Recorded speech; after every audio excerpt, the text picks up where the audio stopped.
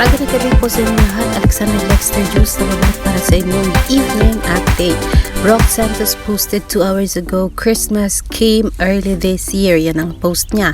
Can you remember which artist has this background? Stay tuned for October 28, 2022. Ilalabas daw ng Star Pop PH ang Christmas ABS-CBN station ID. Kung maalala ninyo, it was my mind. This background from Amaka Bugera na isinute sa kalimutan ko ang place na ang kanilang producer ay ang Yumi Ats. Remember that, guys? Ang sabi ni Sam, it is my Entrata from Amaka Bugera music video. Yun po, tama po siya kasi yun din po ang aking guests nang makita ko ang mga bulaklak na yan. Pero alam niyo po, well, the moment I saw this photo, sabi ko, aba, Christmas ID na ng ABS-CBN. Pero wala sa unang listahan si Mayma Entrata kasi nakita natin ay si Ogie Alcacid, Seth Fidelin, Francine Diaz, Ann Curtis, Janela Salvador, Joshua Garcia, Jane De Leon, and I don't know that guy. Si AC Bonifacio, Darren Espanto, and Kade Estrada. Wala po dito si Alexa sa unang grupo ng mga artista na isasama sa hashtag tayo ang ligaya ng isa't isa, hashtag ABS-CBN Christmas ID 2022. So kung mapasama man, kasi nga naibigay ni Mr. Rocky Rock Santos itong background ni Maymay na siyang pwedeng makasama sa station ID kasi sabi nga ni Star Pop, can you remember which artist has this background? And that is one and only Maymay Entrata who used that background from her song on her song Amaka Bugera. Ang sabi ng mga nakakita ng post ni Star Pop PH 2 hours ago, ayan, sabi ni Mil Lozano, it is hashtag Mayma Entrata, hashtag Amaka Bugera, the Kabugera Queen. Sabi niya, hindi ako yun. Pakantahin nyo po si Maymay o gagamitin nyo lang ba yung background niya? Yan ang di natin alam. Hindi ako yun. In love with you, sabi niya, it is Mayma Entrata from Amaka Bugera. Stream pwede ba saying, of course it is Maymay. And sabi ni Chill Woods, Amaka Bugera background po yan. Gigi, and sabi niya, it is Amaka Bugera background. So most of them are followers of Mayma Entrata. Syempre pwede ba nilang ma-miss yan? Because this is ito yung mga bulaklak ng hotel na yun, nakalimutan ko ang hotel na yan, na kung saan isinut ang Amaka Bugera. So yes, kung matuloy man, sana hindi correct hindi ako yun, na gagamitin lang nila ang pangalan ng ang mga flowers na yan. Kasi ang alam natin, pag ganyang flowers ang lumabas, isang kanta lang ang lumabas na hit sa Taquilla, hit na hit sa Masa, at yan ay ang Amaka Bugera. Yes, mga kaibigan, pakakaabangan natin yan kasi ilalabas ang kanta sa October 28, 2022, mga kaibigan. And so yes, watch it na. Sabi niya, Maymay is expensive daw. Yan ang sabi ng isang YouTuber. Samantala, ipinost ni MTV Asia, as I said a while ago, itong panawagan ni Inday Maymay para iboto siya as a representative ng Pilipinas, ang pride and joy ng Mayward family, si Maymay Entrata. And yes, mga kaibigan, one of my friend sent me a message earlier. Ang sabi niya, will you please help me? Kasi naiinis na ako dito kasi palagi niyang inaaway si Maymay Entrata. Of course, I want to protect Maymay Entrata just like she is my daughter. Kasi nga, napakabait na bata and deserve mahalin at alagaan. But then, na-alarma din itong kaibigan ko kasi sa klase ng message na isinabi niya kay RC. Kasi nga, shout out sa aking kaibigan na si RC. Alam ko, inaabangan mo to kasi nga, you do not want Maymay to be treated like this. And sabi mo nga, sabi ng ex na kaibigan mo, hindi ko alam kung kaibigan mo pa rin ngayon, na she was a fan of Mayward. And then all of a sudden, naging basher na siya ni Maymay Entrata. Ang sabi kasi ng babaeng ito, pangalanan ko ba siya or hindi? Pero ang sabi niya kasi guys, pangit ni Maymay magsalita. Cannot talk fluently. Hindi marunong mag-thank you kahit kay Edward, who is giving her a recognition and importance. Hindi makapagsalita ng maayos kaya hindi na tumigil ang kamay sa kakawagayway. Pweh. Naku naman. Grabe naman kung makapwe ka guys. Ikaw ba talaga ay tao o robot? Grabe, nasa ng puso mo? Siguro mayaman to. Kaya minamata-mata si Maymay kasi galing si Maymay sa mahirap at hindi niya matanggap na malayo na ang narating ng isang Maymay Entrata at hindi niya matanggap na siguro dahil may nasaktan na gustong-gusto niya, na mahal niya nang dahil kay Maymay Entrata ay baka gusto niyang i-defend yun kung kaya ngayon naging basher siya ni Maymay Entrata. Pero yes, kahit na magpaganon pa man, wala tayong karapatan na awayan ang sino man kasi nga bad yun. Okay, yan na lang ang gusto kong sabihin. It's a bad thing to do. Pakaisipin natin, walang utang na hindi natin babayaran.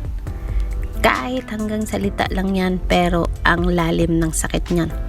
Ang lalim ng kasalanan mo kasi alam mong mali at ginagawa mo pa rin. Kaya sana, stop mo na yan. Kasi kung hindi mo gusto, wag mo nang sundan ang araw-araw niyang ginagawa para hindi ka mainis.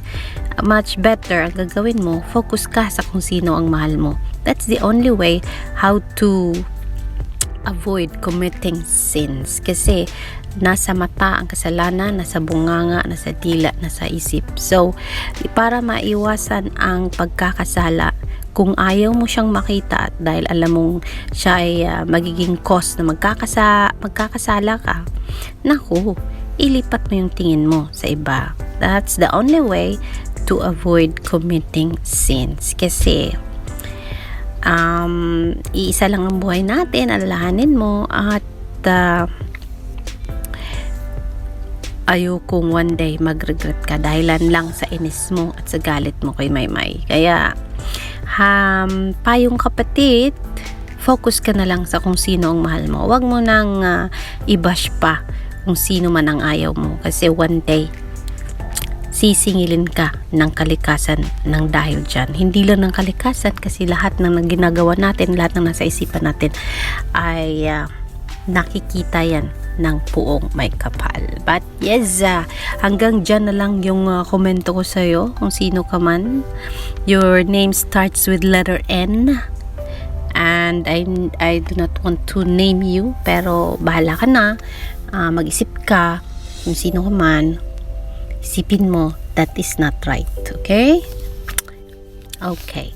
But then yes, let's go to a better subject matter na pwede nating pag-usapan.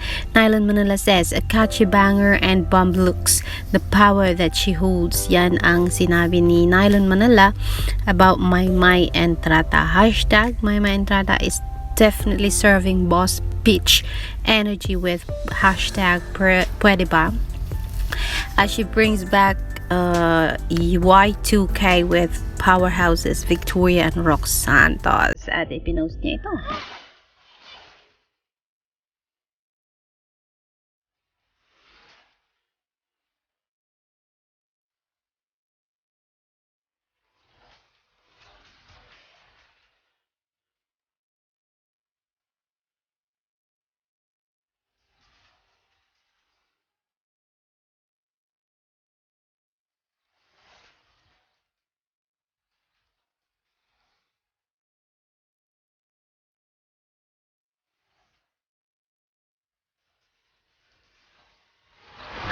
Yan. Yan po ang video ni Maymay Entrata na ipinost ni Nylon Manila. Ang the other one ay narito.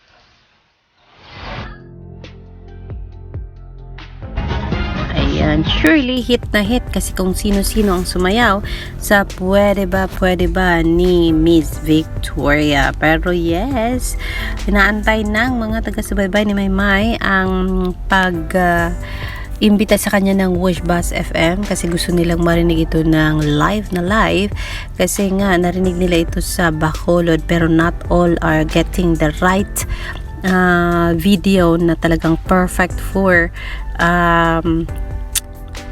yung version talaga na talagang kay Maymay. Kasi yung kay Maymay naman talaga yung galing sa Bacolod pero may halo kasing boses ng audiences, tapos may mga pasegoy si Maymay, kaya yun, may mga linya pa siya. So we wanted a full, parang gusto nila sabihin, wanted a full live performance of Maymay sa Wish Bus FM, just like Amakabugera. Ayan, CC Yachts SB19. Nominated pala si Maymay sa MTV Filipino and P-pop Represent Loud and Proud Bistak din to. Kaya if you have time, let's help them vote. Padayon, yan ang sabi ni Wyatt SB19. Ayan, tulong-tulong po tayo para sa music industry ng Pilipinas para makuha natin, masungkit natin sa Europe Music Awards ang pagkapanalo. Kaya yun ang sabi nila. Hi everybody, I'm Maymay Entrata and I want to start by saying thank you to everyone who made this nomination possible. Sobrang thankful po ako dahil po sa opportunity na ito to represent the Philippines po for the Best Asia Act category at MTV EMAs. Be sure po to vote for me in the Best Asia Act at mtvema.com. The 2022 MTV EMAs. Sabi ni Starpa PH 4 hours ago, make sure to vote. Maymay Entrata 07 is nominated as the Best Asia Act representing the Philippines in this year's MTV Europe Music Award. Yan po ang sabi ni Starpa PH. So yes mga kaibigan, yan na muna ang ating update. Please don't stop in casting your votes para kay Maymay Entrata and para manalo tayo sa music awards ng Europe for the year 2022. Ayan. Alexander Lexter Jules, see you for more later mga Kapamilya, Kameward, and Kamama Solids. Ang sabi ni Rock to Rock Santos 2 hours ago, wow, Pwede Ba music video is now trending for music at 17th spot on YouTube. Meron itong 360,000 views in 3 days. Ayan. So yan na muna ang ating update mga people. I will see you tomorrow for more. Magandang gabi po sa inyong lahat.